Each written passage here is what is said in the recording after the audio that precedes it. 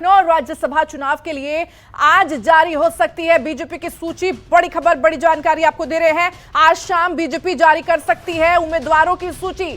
4 जुलाई को खत्म हो रहा है प्रदेश के 11 सदस्यों का कार्यकाल, जिसको देखते हुए आज बीजेपी जारी कर सकती है उम्मीदवारों की सूची। बड़ी जानकारी आपको दे रहे हैं सदस्यों का कार्यकाल।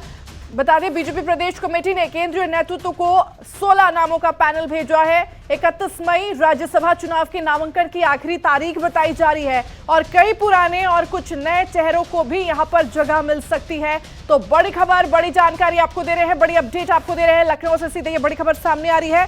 राज्यसभा चुनाव के लिए आज जारी हो सकती है बीजेपी की सूची। आज शाम 4 बजे, माफ कीजिएगा, आज शाम बीजेपी जारी कर सकती है उम्मीदवारों की सूची। 4 जुलाई को खत्म हो रहा है प्रदेश के 11 सदस्यों का कार्यकाल। बीजेपी प्रदेश कमेटी ने केंद्रीय नेतृत्व को 16 नामों का पैनल भेजा है, जिसमें बता दें कि 31 मई राज्यसभा चुनाव के नामांकन की आखिरी तारीख बताई जा रही है। कई पुराने और नए चेहरों को यहां पर जगह दी जा सकती है। तो बड़ी खबर और ज्यादा जानकारी के साथ संवाददाता अवनीश हमारे साथ लाइव बने हुए हैं। अवनीश का रुख करेंगे। अवनीश, बीजेपी आज शाम उम्मीदवारों की सूची जारी कर सकती है, क्या कुछ अपडेट, क्या कुछ जानकारी?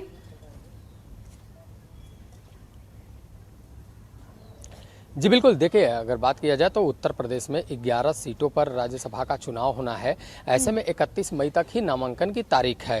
तो ऐसे भारतीय जनता पार्टी अपनी सूची आज शाम को जारी कर सकती है। कयास लगाए जा रहे हैं कि कुछ ही दिन बचे हैं नामांकन के लिए। ऐसे में जो राज्यसभा के प्रत्याशी होंगे उनकी जो सूची है वो अंतिम दौर में है। तो ऐसे में माना जा रहा है कि आज शाम को करीब 8 प्रत्याशियों की सूची जारी की जा सकती है, क्योंकि अगर देखा जाए समीकरण के हिसाब से तो 11 में से 8 सीटों पर भारतीय जनता पार्टी के प्रत्याशियों का निर्विरोध होना तय माना जा रहा है। वहीं समाजवादी पार्टी ने सिर्फ 3 प्रत्याशी उतारने का संकेत देकर ही पहले पूरे चुनाव को निर्विरोध करार कर दे दिया। तो साफ है कि इसी क्रम में अगर देखा जाए तो आज शाम को भारतीय जनता पार्टी के जितने भी उम्मीदवार होंगे उनके नाम तय हो जाएंगे। इसमें से कुछ पुराने राज्यसभा सदस्य हैं, कुछ नए नामों पर चर्चा हुई है। तो जातीय और क्षेत्रीय संतुलन को ध्यान में रखकर 16 नामों का पैनल केंद्रीय नेतृत्व को भेजा गया। इन 16 नामों में से 8 नाम तय माने जा रहे हैं। तो आज शाम तक इंतजार करना होगा कि आज शाम को वो सूची आ जाएगी। अगर आज शाम को सूची नहीं आती है तो कल हर हाल में सूची जारी कर दी जाएगी, क्योंकि 30 तारीख को नामांकन करवाया जाएगा। 30 और 31 2 दिन नामांकन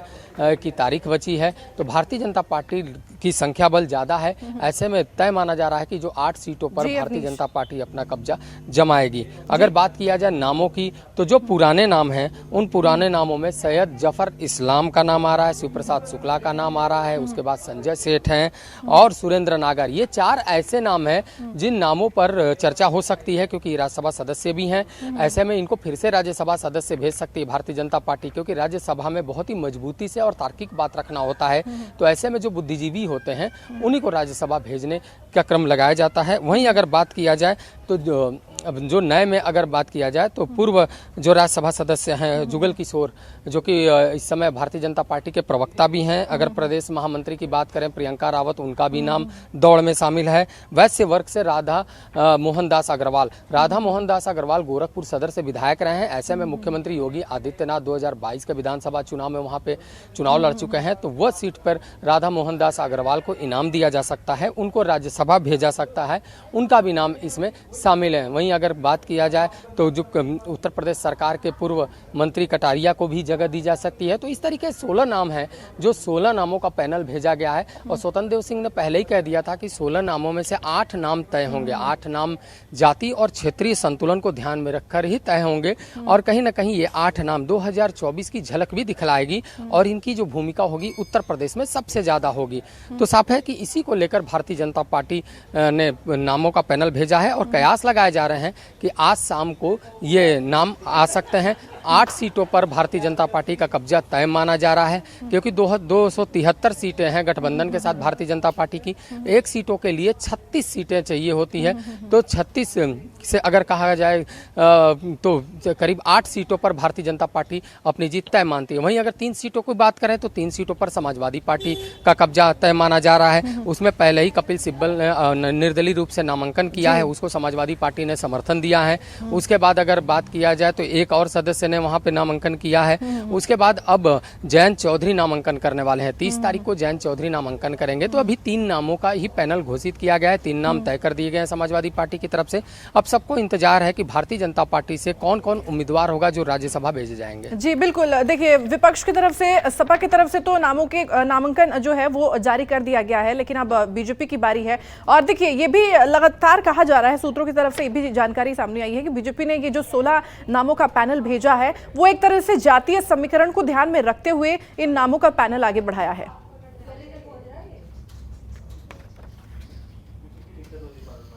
जी बिल्कुल, देखिए भारतीय जनता पार्टी अभी कोई भी सूची जारी करती है उसमें जातीय और क्षेत्रीय संतुलन ये फार्मूला है भारतीय जनता पार्टी का, और इसको जरूर ध्यान में रखती है। अगर राज्यसभा सीटों की बात करें तो उसमें वैश्य से भी एक लोगों को लिया जाएगा, उसमें दलित से भी 1 से 2 लोगों को लिया जा सकता है, उसमें पिछड़ों से भी लिया जा सकता है, उसमें क्षत्रिय से लिया जा सकता है, उसमें ब्राह्मण समाज से लिया जा सकता है। तो सभी नामों का एक संतुलन लिया जाएगा। अब देखना होगा कि किस क्षेत्र से कौन से जाति को संतुलित रखा जा सकता है, उन नाम के पैनल को लिया जा सकता है। तो उसी क्रम में केंद्रीय नेतृत्व मंथन आज करेगा दिन भर, और शाम को ये सूची जारी हो सकती है। क्योंकि कल प्रदेश कार्य समिति की बैठक भी है उत्तर प्रदेश में, जहां पे मुख्यमंत्री योगी आदित्यनाथ मौजूद होंगे, तमाम जो उत्तर प्रदेश से केंद्रीय मंत्री हैं वो मौजूद होंगे, कई सांसद वहां पे मौजूद होंगे, और पूरी जो कार्य योजना है वो बनाई जाएगी। तो इस कार्य योजना में कौन फिट बैठता है, कौन अनफिट है, ये सब तय हो जाएगा, और केंद्रीय नेतृत्व को इस पर फैसला लेना है। और ऐसे में ही प्रदेश की कोर कमेटी ने करीब 16 नामों का पैनल भेजा है। तो आज शाम तक इंतजार करना होगा कि शाम को वो 8 नाम कौन आते हैं जो राज्यसभा भेजे जाएंगे।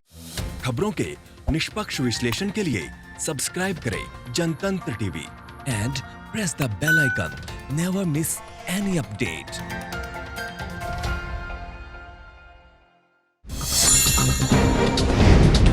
डाउनलोड कीजिए जनतंत्र टीवी ऐप को, जो कि अवेलेबल है गूगल प्ले और ऐप स्टोर पर।